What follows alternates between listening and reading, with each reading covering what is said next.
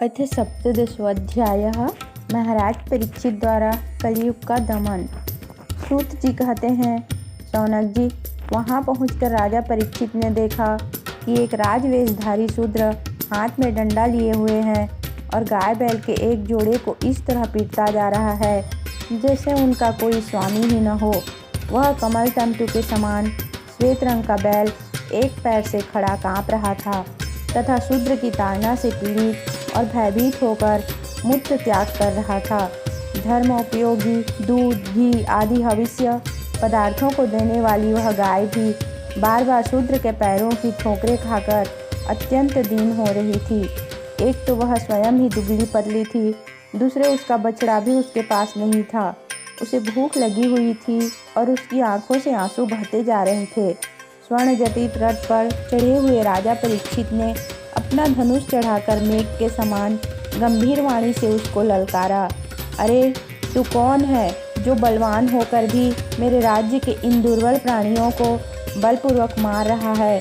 तूने नट की भांति वेश तो राजा का सा बना रखा है, परंतु कर्म से तो शूद्र जान पड़ता है। हमारे दादा अर्जुन के साथ भगवान श्री कृष्ण के परम धाम पधार जाने पर इस प्रकार निर्जन स्थान में निरपराधों पर प्रहार करने वाला तू अपराधी है, अतः वध के योग्य है। उन्होंने धर्म से पूछा, कमल नाल के समान आपका श्वेत वर्ण है, 3 पैर न होने पर भी आप एक ही पैर से चलते फिरते हैं। यह देखकर मुझे बड़ा कष्ट हो रहा है। बतलाइए, आप क्या बैल के रूप में कोई देवता हैं? अभी यह भूमंडल कुरुवंशी नरपतियों के बाहुबल्य से सुरक्षित है। इसमें आपके सिवाय और किसी भी प्राणी की आंखों से शोक के आंसू बहते मैंने नहीं देखे। धेनु पुत्र, अब आप शोक न करें, इस शूद्र से निर्भर हो जाएं। गोमाता, मैं दुष्टों को दंड देने वाला हूँ, अब आप रोएं नहीं, आपका कल्याण हो। देवी, जिस राजा के राज्य में दुष्टों के उपद्रव से सारी प्रजा त्रस्त रहती है, उस मतवाले राजा की कीर्ति, आयु, ऐश्वर्य और परलोक नष्ट हो जाते हैं। राजाओं का परम धर्म यही है कि वे दुखियों का दुख दूर करें। यह महादुष्ट और प्राणियों को पीड़ित करने वाला है, अतः मैं अभी इसे मार डालूंगा। सुरभि नंदन, आप तो 4 पैर वाले जीव हैं, आपके 3 पैर किसने काट डाले? श्री कृष्ण के अनुयायी राजाओं के राज्य में कभी कोई भी आपकी तरह दुखी न हो। वृषभ, आपका कल्याण हो। बताइए, आप जैसे निरपराध साधुओं का अंग भंग करके किस दुष्ट ने पांडवों की कीर्ति में कलंक लगाया है? जो किसी निरपराध प्राणी को सताता है, उसे चाहे वह कहीं भी रहे, मेरा भय अवश्य होगा। दुष्टों का दमन करने से साधुओं का कल्याण ही होता है। जो उदंड व्यक्ति निरपराध प्राणियों को दुख देता है, वह चाहे साक्षात देवता ही क्यों न हो, मैं उसकी बाजूबंद से विभूषित भुजा को काट डालूंगा। बिना आपत्ति काल के मर्यादा का उल्लंघन करने वालों को शास्त्र अनुसार दंड देते हुए अपने धर्म में स्थित लोगों का पालन करना राजाओं का परम धर्म है। धर्म ने कहा, राजन, आप महाराज पांडु के वंशज हैं, आपका इस प्रकार दुखियों को आश्वासन देना आपके योग्य ही है, क्योंकि आपके पूर्वजों के श्रेष्ठ गुणों ने भगवान श्री कृष्ण को उनका सारथी और दूत आदि बना दिया था। नरेंद्र, शास्त्रों के विभिन्न वचनों से मोहित होने के कारण हम उस पुरुष को नहीं जानते जिससे क्लेशों के कारण उत्पन्न होते हैं। जो लोग किसी भी प्रकार के द्वैत को स्वीकार नहीं करते, वे अपने आप को ही अपने दुख का कारण बतलाते हैं। कोई प्रारब्ध को कारण बतलाते हैं तो कोई कर्म को, कुछ लोग स्वभाव को तो कुछ लोग ईश्वर को दुख का कारण मानते हैं। किन्हीं किन्हीं का ऐसा भी निश्चय है कि दुख का कारण न तो तर्क के द्वारा जाना जा सकता है और न वाणी के द्वारा बतलाया जा सकता है। राजर्षि, अब इनमें कौन सा मत ठीक है, यह आप अपनी बुद्धि से ही विचार कीजिए। सूत जी कहते हैं, ऋषि श्रेष्ठ शौनक जी, धर्म का यह प्रवचन सुनकर सम्राट परीक्षित बहुत प्रसन्न हुए। उनका खेद मिट गया। उन्होंने शांत चित्त होकर उनसे कहा। परीक्षित ने कहा, धर्म का तत्व जानने वाले ऋषभ देव, आप धर्म का उपदेश कर रहे हैं। अवश्य ही आप ऋषभ के रूप में स्वयं धर्म हैं। आपने अपने को दुख देने वाले का नाम इसलिए नहीं बताया है कि अधर्म करने वालों को जो नरक आदि प्राप्त होते हैं, वे ही चुगली करने वालों को भी मिलते हैं। अथवा यही सिद्धांत निश्चित है कि प्राणियों के मन और वाणी से परमेश्वर की माया के स्वरूप का निरूपण नहीं किया जा सकता। धर्मदेव, सत्य युग में आपके 4 चरण थे, तप, पवित्रता, दया और सत्य। इस समय अधर्म के अंश गर्व, आसक्ति और मद से 3 चरण नष्ट हो चुके हैं। अब आपका 4था चरण केवल सत्य ही बच रहा है, उसी के बल पर आप जी रहे हैं। असत्य से पुष्ट हुआ यह अधर्म रूप कलयुग उसे भी ग्रास कर लेना चाहता है। ये गौ माता साक्षात पृथ्वी हैं।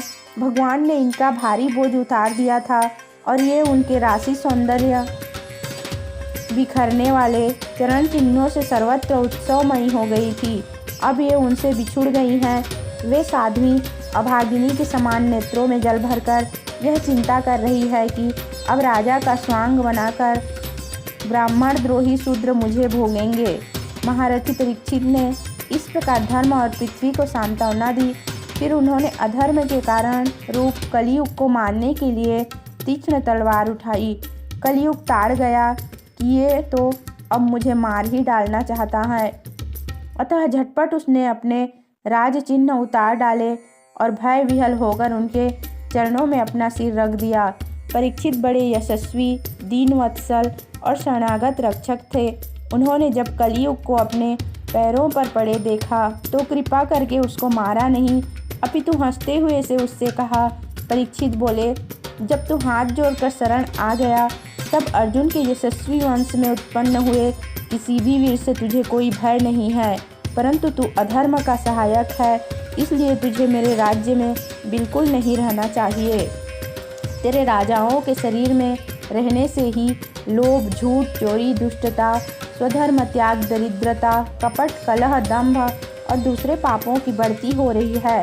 अतः अधर्म के साथी इस ब्रह्मवर्त में तू एक क्षण के लिए भी न ठहरना, क्योंकि यह धर्म और सत्य का निवास स्थान है। इस क्षेत्र में यज्ञ विधि के जानने वाले महात्मा यज्ञों के द्वारा यज्ञ पुरुष भगवान की आराधना करते रहते हैं।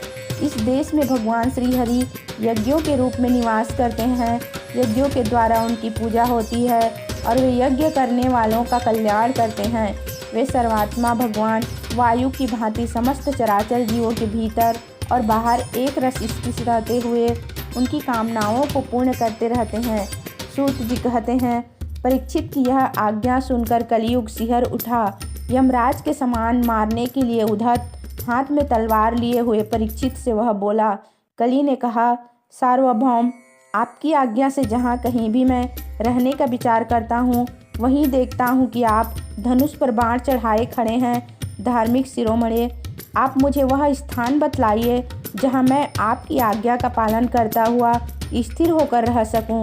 सूत जी कहते हैं, कलयुग की प्रार्थना स्वीकार करके राजा परीक्षित ने उसे 4 स्थान दिए, द्यूत, मद्यपान, स्त्री संग और हिंसा।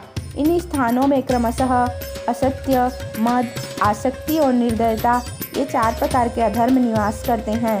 उसने और भी स्थान मांगे, तब समर्थ परीक्षित ने उसे रहने के लिए एक और स्थान स्वर्ण धन दिया। इस प्रकार कलयुग के 5 स्थान हो गए, झूठ, मद, काम, बैर और रजोगुण।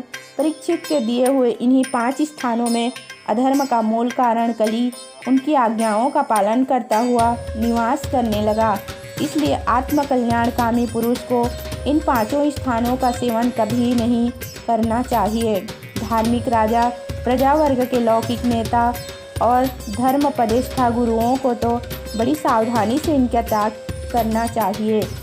राजा परीक्षित ने इसके बाद विषभ रूप धर्म के 3 चरण तपस्या, शौच और दया जोड़ दिए और आश्वासन देकर पृथ्वी का संवर्धन किया। वे ही महाराज परीक्षित इस समय अपने राज सिंहासन पर, जिसे उनके पितामह महाराज युधिष्ठिर ने वन में जाते समय उन्हें दिया था, विराजमान हैं। वे परम यशस्वी, सौभाग्यभाजन, चक्रवर्ती सम्राट राजर्षि परीक्षित इस समय हस्तिनापुर में कौरव कुल की राज्य लक्ष्मी से शोभायमान है। अभिमन्यु नंदन राजा परीक्षित वास्तव में ऐसे ही प्रभावशाली हैं जिनके शासनकाल में आप लोग इस दीर्घकालीन यज्ञ के लिए दीक्षित हुए हैं।